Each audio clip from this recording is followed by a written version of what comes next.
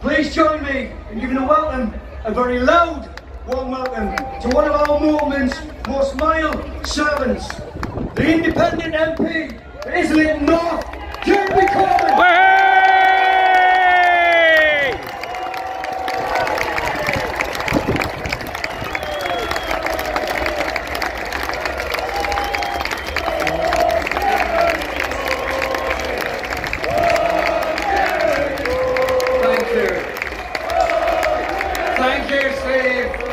Thank you to the Durham Miners Association for the enormous honour of being invited to speak here to the big meeting. It is something that one always remembers and is always proud to be able to do.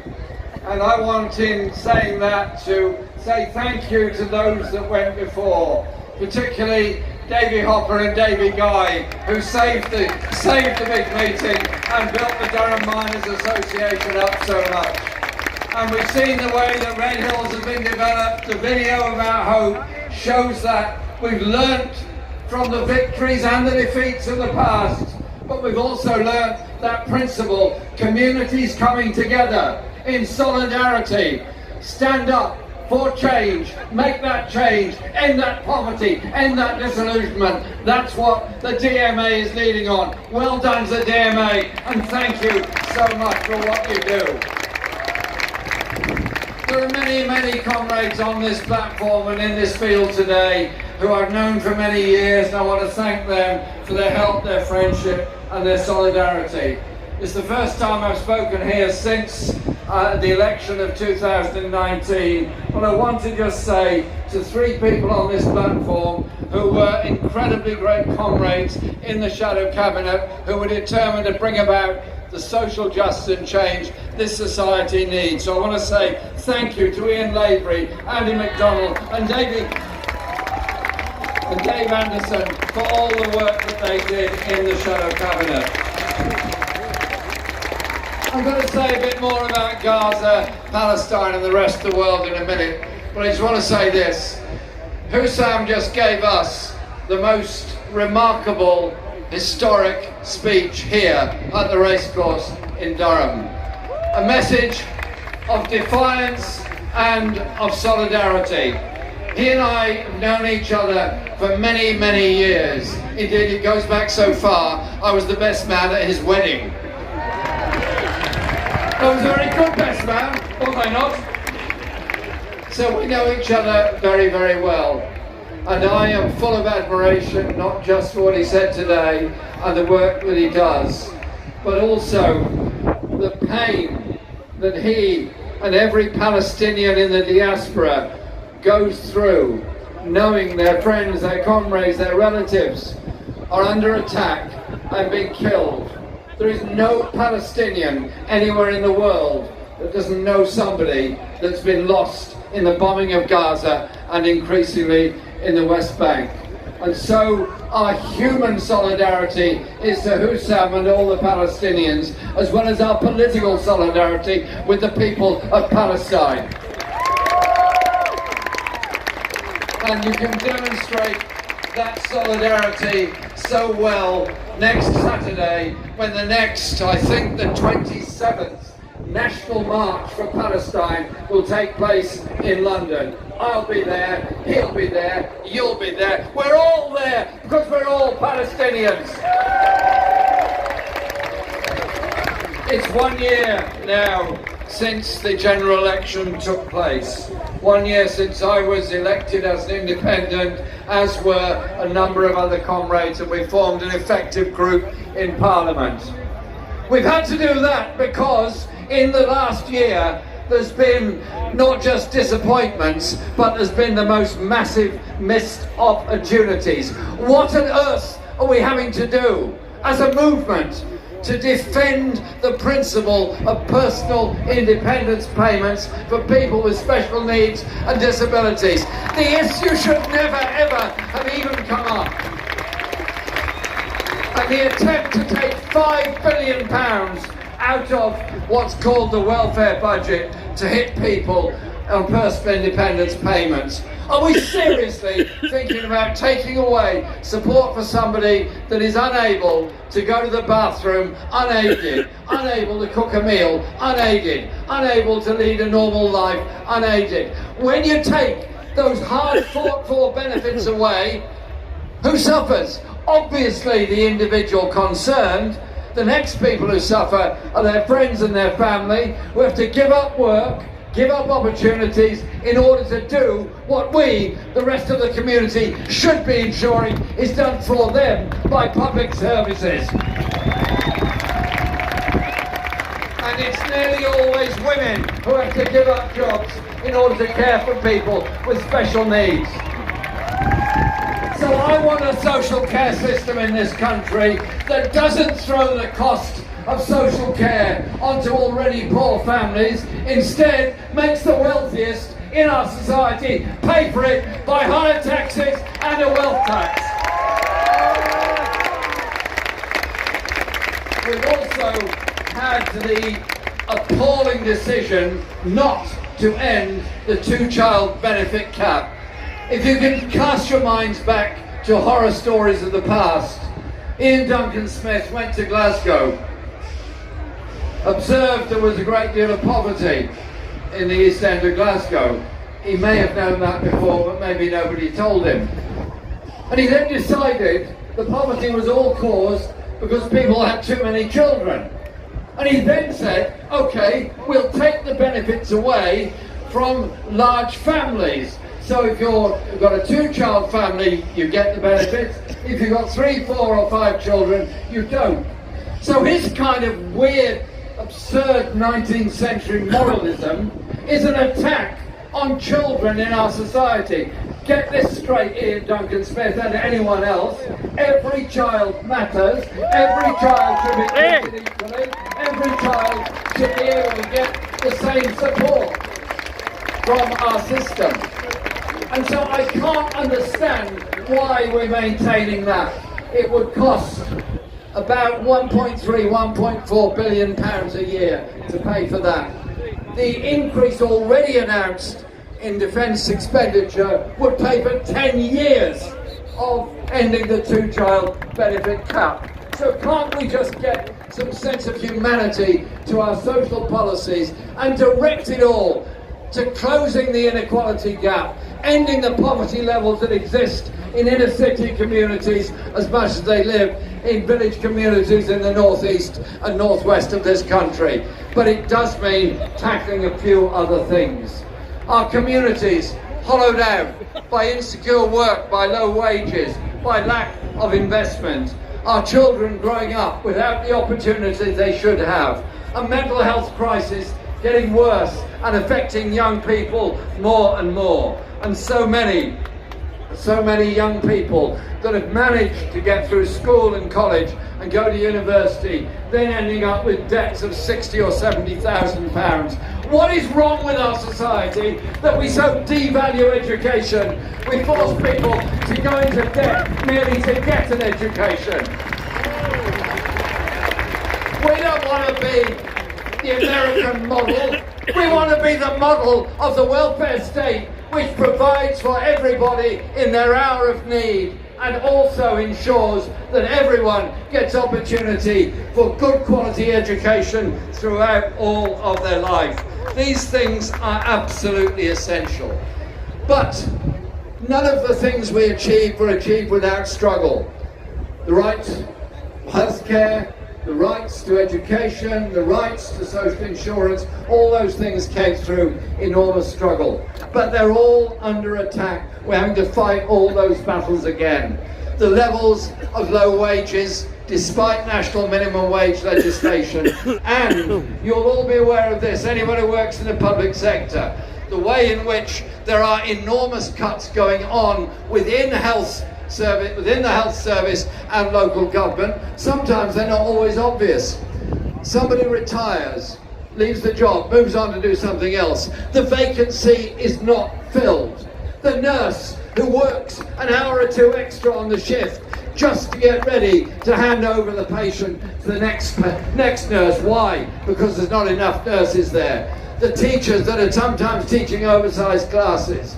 the numbers of teaching assistants who've lost their jobs because of school cuts and school debts. It's all of those issues that are so important. And then the way in which public sector workers are treated, and the way in which the commissioners in Birmingham are deciding they want to cut the wages of the Birmingham bin workers. I agree with what Sharon said, absolutely, and what Unite is doing to fight for the Birmingham bin workers. Because I think we all know that the Birmingham bin workers' victory, and it will be a victory and it will come, will be a warning sign that the next local authority under government pressure that decides it wants to lower wages is going to have a big fight coming to it. So get behind this struggle now to ensure it doesn't happen elsewhere to others. But you know what? There are some people in our community who are ignorant, who are short-sighted, who are frankly nasty at many times. And they will go into a community, go onto a picket line, go to people who are desperate and poor and hungry, and somehow or other blame all that on a convenient minority that they can name. In the 1920s and 1930s, it was the Jewish people who were blamed. In the 1940s and 1950s, it was the black community who were blamed. Later on, it becomes Muslim people, it becomes refugees, it becomes homeless people, it becomes migrants. There's always somebody to blame. Why don't those people think for a moment that the loss of services, the inequalities and the poverty that exists in our society are not caused by desperate people fleeing from wars and oppression? They're caused by those that take the resources out of our public services, out of our public sector, the profit grab which creates so much poverty within our society. I stand with refugees, and I'm proud to say that. I have gone to Calais, and I've met people in Calais. They've been through the most horrendous journeys. Some work for the British Army in Afghanistan, some come from Iraq, some come from Palestine, some come from Sudan. They come from all sorts of places. Shunned, abused, attacked in their desperate search for a place of safety and security. And you know what? They're human beings, just like you, just like me. They're people trying to survive. And in a different time, in a different place, in a different situation, any one of us here on the racecourse today could also be a refugee. So let's cut the rhetoric and bring out the humanity and start supporting people. And start looking at the causes of why people have to seek refuge and seek asylum. I want to live in a society governed by compassion. I want the history of the 21st century. I would love it to be that this became the century of peace, this became the century of compassion, this became the century of sustainability and humanity. So far, the first quarter of it hasn't gone so well in any of those departments. It's up to us to do something about it. But you know what? The wars that are going on at the moment are all preventable and all endable. Ceasefires are possible in every single one of those conflicts, be it Ukraine, be it Sudan, be it Democratic Republic of Congo, Yemen, or all of the others. You've heard today from Hussam Zumlot, and there's many Palestinian flags in this field today, and it's wonderful to see them. 60,000 people have already been killed in Gaza. 60,000 lives that will never, ever come back. People that have lost the entirety of their family, their mum, their dad, their brother, their sister, their auntie, their uncle, their cousins. There are some young people in Gaza, some children, growing up who for the rest of their lives will have the survivor's guilt. How was I not killed when every other member of my family was? That is the reality of what is now happening in Gaza. and the occupation of the West Bank and the settlement policy and the military attacks. I was on a call on Friday morning with a group of people near Jericho on the West Bank. They were describing in real time the way in which the settlers were building a road between the Palestinian villages, and how the IDF came in to immediately support the illegal settlers, the illegal settlement, and the attacks and the abuse they were making against those Palestinian villages. This is a horror show and a crisis we're watching in live time. And then you ask yourself the question, how is this possible? How is this possible? I went to the International Court of Justice. The South African government very kindly invited me to go and observe the hearing. I sat there in the ICJ, a beautiful building, the Palace of Peace, fantastic, and heard the arguments being put forward, astonishing. And then I just thought for a moment, all those years, all of us showed our solidarity with the anti-apartheid movement in South Africa. All those people that laid down their lives in Soweto and the other townships to end the tyranny of apartheid are showing their gratitude by taking Israel to the International Court of Justice on a charge of genocide. Well done, South Africa. Well done, the Hague group of nations around the world that are meeting next week in Bogota to cement an international alliance of 15 nations to support the cause of Palestine and the Palestinian people. But then you ask yourself, what can we do? Sad to say, Britain is very complicit in all of this.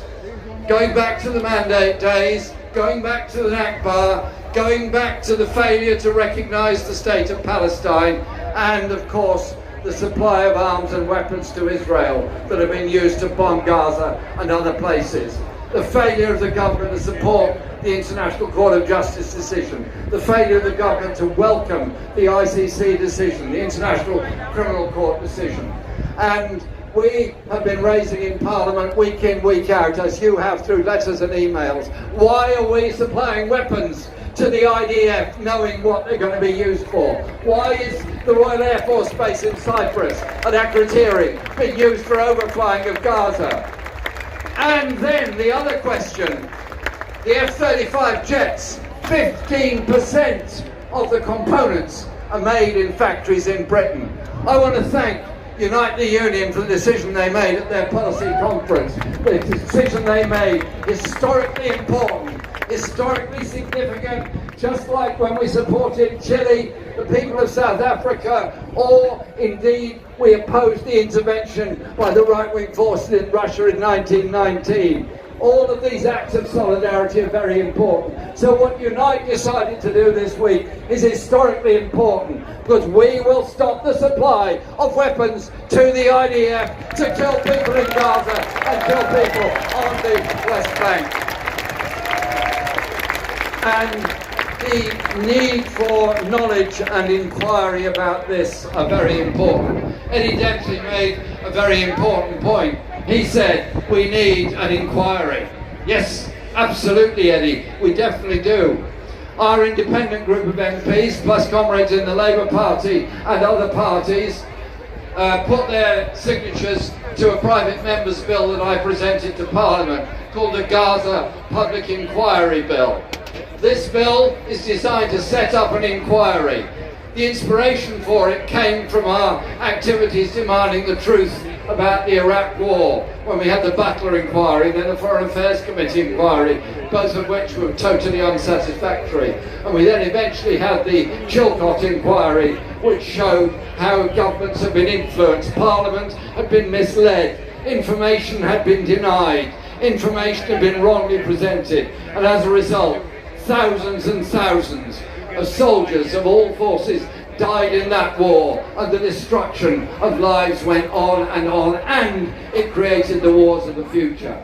So I want an inquiry into the legal advice given to the British government. I want an inquiry into why we're selling arms. I want an inquiry into what relationships there are with the Israeli Defence Force and other groups. Now the government have blocked my bill in Parliament, not very surprising. I was kind of expecting that anyway.